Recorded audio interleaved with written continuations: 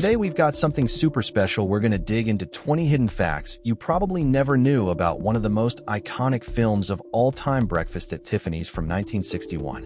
We're talking secrets, behind-the-scenes drama, casting surprises, things that didn't make the final cut, and even stuff people only recently rediscovered thanks to historians and fans. So grab a coffee and let's dive right in. 1. It was based on a Truman Capote novella. First up, Breakfast at Tiffany's wasn't originally written as a screenplay. Nope, it was a short novel written by Truman Capote in 1958 and only later adapted into the movie we know today. Capote's version was actually darker and edgier, and the movie softened a lot of that vibe to make it more romantic and palatable for mainstream audiences. We'll talk more about that later. 2. Capote didn't want Audrey Hepburn in the role. Here's a juicy one. Truman Capote originally didn't want Audrey Hepburn at all. He actually wanted Marilyn Monroe for the part of Holly Golightly.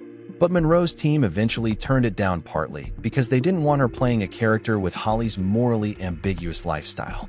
And that's how Hollywood ended up with Audrey, which honestly changed cinematic history forever. 3. Audrey was way older than Holly supposedly was. In the story, Holly Golightly is supposed to be a teenager, like 19 years old, when Paul meets her. But in real life, Audrey Hepburn was 31 when she shot the film. And somehow, that age difference never feels weird on screen. That's the movie magic working perfectly. 4. Audrey almost didn't sing Moon River. One of the most iconic parts of the film, the song, Moon River, almost got cut from the movie entirely. Some producers felt it slowed the pacing, and they seriously considered dropping it. But Audrey loved the song and fought to keep it. And thank goodness she did, because it went on to win the Oscar for Best Original Song and become one of the most beloved pieces of music in film history. 5. Audrey's script pages are legendary collectibles. In 2017, Tiffany & Company paid nearly $1 million for Audrey Hepburn's personal working script from the movie, complete with her handwritten notes and edits. That script isn't just a piece of movie memorabilia, it's a piece of cultural history, showing how Audrey shaped Holly's voice and personality. 6. Holly's black dress was designed just for Audrey. That iconic little black dress Holly wears. It was custom-made for Audrey by Hubert de Givenchy, her close friend and fashion muse. Givenchy and Hepburn worked together on a bunch of movies, but Breakfast at Tiffany's probably gave us the most unforgettable fashion moment of her career. 7. The movie's ending wasn't the book's ending. This is a classic Hollywood does it differently moment. In the original Capote novella, Holly doesn't end up in a romantic relationship with Fred, the Paul character. There's no grand rain-soaked finale, she just goes her own way. But the movie needed that classic romantic ending audiences love, so the filmmakers rewrote it to give us the bittersweet, hopeful finish we know today. 8. Hundreds of people watched the opening scene filming. You know that beauty shot of Audrey outside Tiffany's on 5th Avenue? Eyes on the jewelry? Well, that whole scene was filmed on an actual busy New York street, early on a Sunday morning. And tons of real bystanders showed up to watch. Audrey got nervous and had to reset multiple times before she could nail the shot, and one time a crew member actually almost got electrocuted behind the camera. That's how chaotic it was. 9. Audrey didn't really like Danishes. Funny fact, even though we see Holly eating a Danish at the beginning, Audrey Hepburn actually didn't like them. According to historical reports, she preferred ice cream and other treats, so imagine shooting that scene dozens of times with something she didn't enjoy. 10. The party scene took 6 days to film. That wild, chaotic party scene? It wasn't just one night of shooting, it took 6 whole days to film. And to get the vibe right, the extras were actually friends of the director, drinking real champagne and smoking real cigarettes to give it an authentic feel. 11. 9 different cats played Cat. Those adorable, grumpy moments from Holly's pet? That wasn't just one feline star, it was about 9 different cats.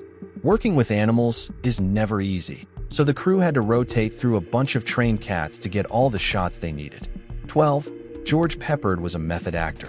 George Peppard, who played Paul, or Fred, Varjak, was trained in method acting, a style that makes actors really live their characters inside and out.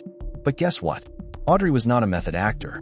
She worked very instinctively and naturally, and those two styles clashed sometimes on set. Still, they managed to build a strong friendship off camera. 13. Steve McQueen was originally offered Paul's role.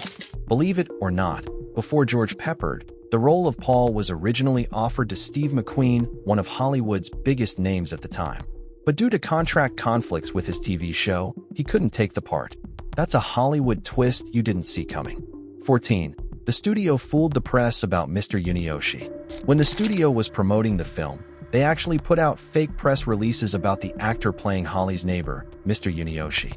They pretended a Japanese comedian called Ohio Arigato was in the movie, and nobody had any idea until Mickey Rooney himself revealed his role while in full makeup. Today, that portrayal is widely criticized as an offensive caricature and a major example of yellowface in Hollywood. 15. The name 2E is actually short for something. One small detail you might have missed. When Holly calls her friend 2E, that's not just a silly nickname, it actually stands for Emily Eustace, according to the shooting script.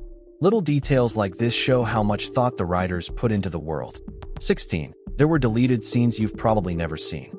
There are some scenes that didn't make the final cut, including moments where Holly might have named the cat or had more moments with Jose's cousin. Fans and collectors have talked about these deleted bits for years, and some bootleg soundtrack versions even hint at these extended moments. 17. There are continuity goofs you can spot. Even this iconic classic has its little mistakes. For example, Paul's clock shows different times within the same scene.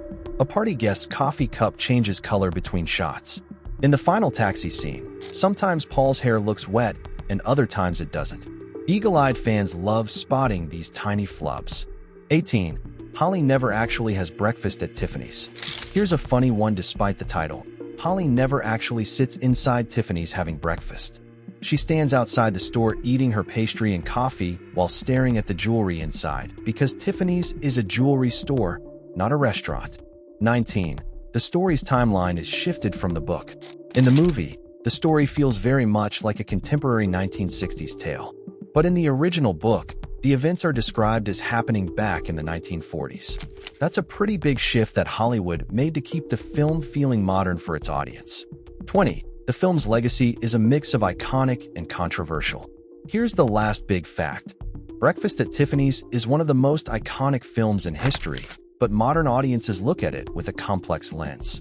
It's praised for its style, Audrey's performance, and its influence on fashion and culture, but also critiqued for problematic elements like the portrayal of Mr. Yunioshi. That contrast is part of why it's still being talked about today and why it continues to spark conversation more than 60 years later. And there you have it, 20 hidden facts about breakfast at Tiffany's that go way beyond the surface.